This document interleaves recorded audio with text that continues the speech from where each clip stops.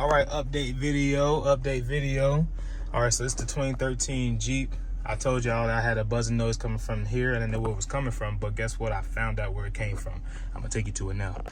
All right, so if you have all this right here, the lining on the for the window right here, if you put some tape here, I got some tape that I use, and I'll show you at the end of the video which one I use. This right here has stopped all the buzzing noise.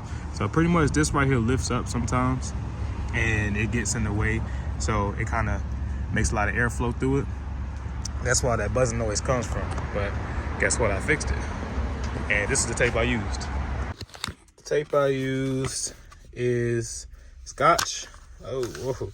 Scotch Super 33. I got it from Lowe's for like $5. This right here stopped the humming noise. I hit the highway, and I'm going to show y'all in a second on the sound being gone. But this right here stopped the video. Stops the damn, I can't get my words together. This right here stopped all of the buzzing noise. I'm going to make a separate video here in a second and show y'all how the buzzing noise has stopped. But yeah, quick fix. Got any other questions? Let me know. I'm gonna find out.